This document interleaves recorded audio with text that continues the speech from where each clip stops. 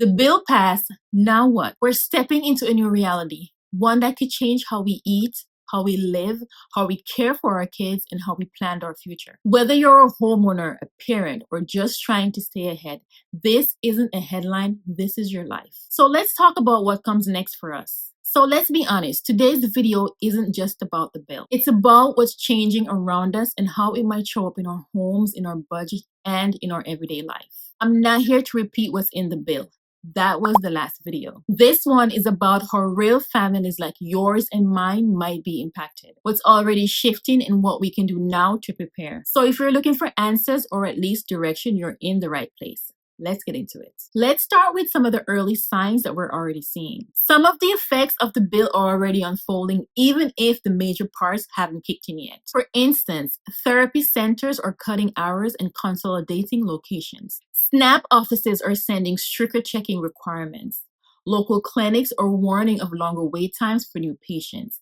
Insurance premiums in some states are rising quietly. College offices are adjusting financial aid estimates due to new lending caps. These are the quiet shifts that often get overlooked, but they add up very quickly for everyday families. So what can we expect? Let's zoom in. What might our lives actually feel like next year? What could help you? If you're a working parent, you might benefit from no tax on tipped and overtime. If you just had a baby, the new $1,000 Trump account could give you a head start on saving.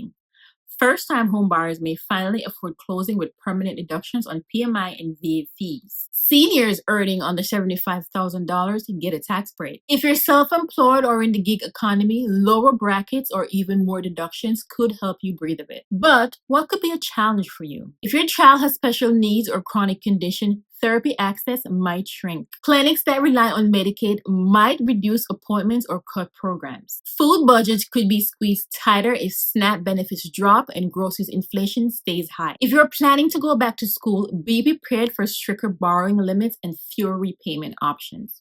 Working caregivers might find themselves juggling more with less support, especially with new healthcare work requirements. Housing upgrades like solar panels and insulation will no longer be offset by tax credit, which slows momentum for sustainable homes. It's mixed feelings for most of us, and it's okay to feel frustrated by that. The key is understanding where your family stands so you can build a game plan that works. This season isn't about reacting, it's about responding with some clarity. Audit your essentials, rework your grocery, your medical, and your energy budget. Check for overlap. See if you qualify for overlapping benefits now before limits set in.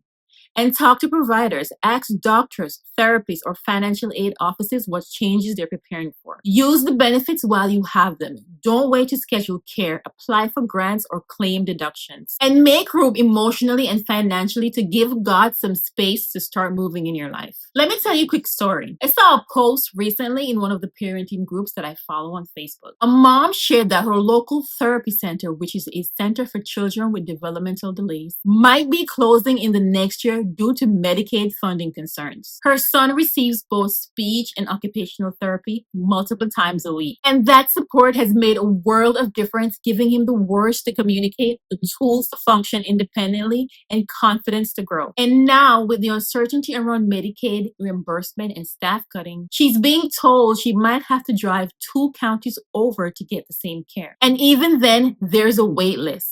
That's the kind of impact that we're talking about. It's not just numbers on paper. It's miles on the road, missed appointments, and children falling behind. But her courage stood out. She said, even if the help moves further away, she'll adjust. She'll fight for her son. She'll find a way. And that's what this season calls for. Not just concern, but courage. Not just fear, but focus. These changes are going to affect all of us. Some of us are going to get positive results, and some of us is going to affect in a negative way. With that being said, here's what I want you to hold on to. Romans 12 verse 12 says, be joyful in hope, patient in affliction, and faithful in prayer. No matter how complicated the world gets, your home can still be a place of peace and preparation. You can still lead your family forward with faith. Drop a comment below. How are you preparing for the new changes? If this gave you clarity or encouragement, please share it with someone who might need it. Thank you for watching. Be blessed, and I will see you in the next video. Bye.